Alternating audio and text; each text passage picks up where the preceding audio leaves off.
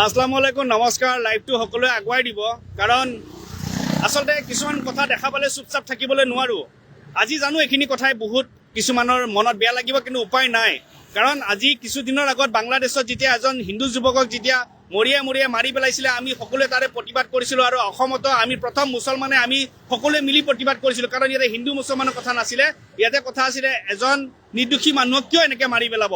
কিন্তু আজি অসমত তেজপুৰত যেতিয়া বাবুল আলীৰ লগত তেনেকুৱা এটা ঘটনা ঘটিলে, যোনজন ল'ৰা ষ্টেমাত গৈছিলে, তাৰপিছত ৰহস্যজনক হিচাপে তেখেতৰ মৃতদেহ পোৱা গৈছে।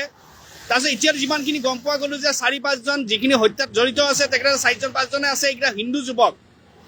কিন্তু আজি ইয়াৰ কাৰণে মুখ্যমন্ত্ৰীৰ কিন্তু কোনো ধৰণৰ কিন্তু পোষ্ট দেখা নাপালোঁ, ইয়াৰ প্ৰতিক্ৰিয়া দেখা নাপালোঁ। আৰু লগতে কিন্তু কোনো ধৰণৰ আজি এতিয়ালৈ কোনো ধৰণৰ ইয়াৰ প্ৰতিক্ৰিয়া দিয়া নাই।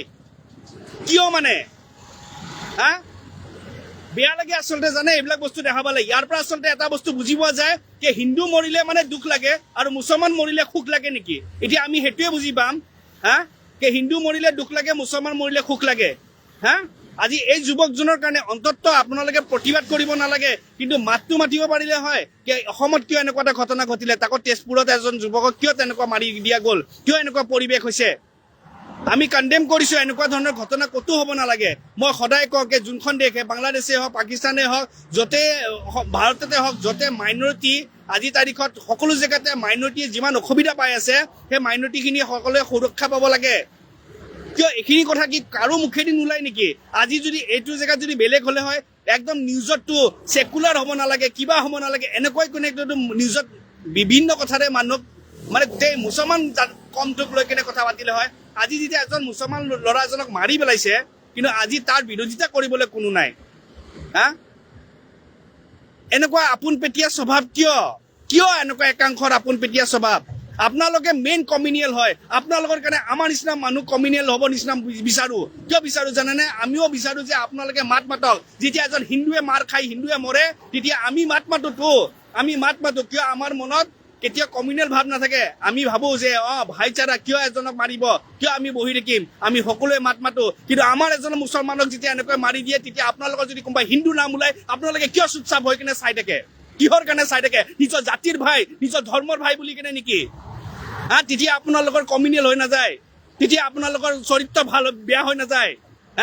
দুৰ্ভাগ্য কথা, যদি বাংলাদেশৰ আজি হিন্দুৰ যিখিনি অৱস্থা হৈছে আমি বেয়া পাওঁ, দুখ পাওঁ, কাৰণ তাতে সেইখিনি হিন্দু মানুহখিনি মাইনৰিটি। আজি মাইনৰিটি হৈ কিনে তেখেতসকলে যিখিনি কষ্ট পাইছে, আমাৰ মনত দুখ লাগে।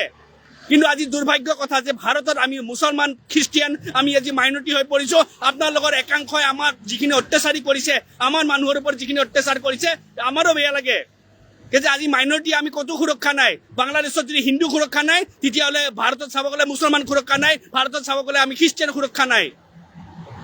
কাৰণ একাংশ আপোনালোকৰ নিচিনা মানুহৰ কাৰণে আপোনালোকে চব ক্ষেত্ৰত ধৰ্ম আনিছে।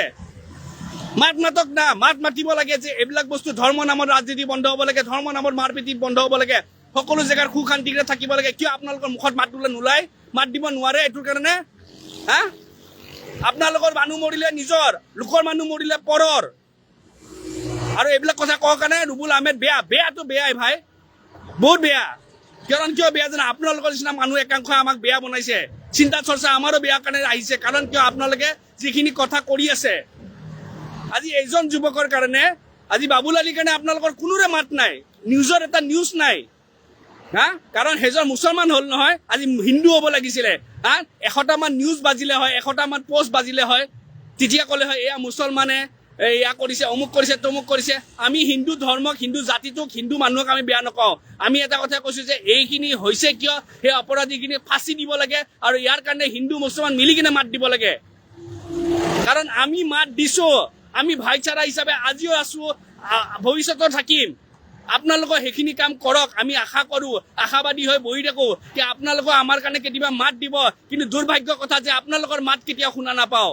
কিন্তু আপোনালোকৰ কোনোবা এটা মৰিলে, আপোনালোকৰ কিবা এটা বেয়া হ'লে আমি কিন্তু ইনশাআল্লাহ সদায় সকলোৱে মাত মাতোঁ। আমাক যিমান আপোনালোকে তুচ্ছ তাচ্ছিল্য কৰিছে, যিমান আপোনালোকে আমাক বেয়া কৰিছে, যিমান আপোনালোকে আমাক অসুবিধা দিছে, যিমান আপোনালোকে আমাক তুচ্ছ কৰি আছে, তথাপিতো আমি সদায় এটা কথা কৈছোঁ যে হিন্দু মুছলমান ভাই আৰু ভাই আছোঁ, ইনশাআল্লাহ ভাই থাকিম।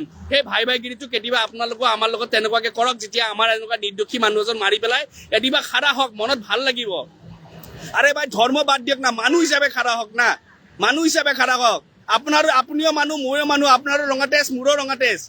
আপুনিও মৰিলে ওপৰত যাব, ময়ো মৰিলে ওপৰত যাম। মানুহ হিচাপে মাত দিয়ক, মানুহ হিচাপে।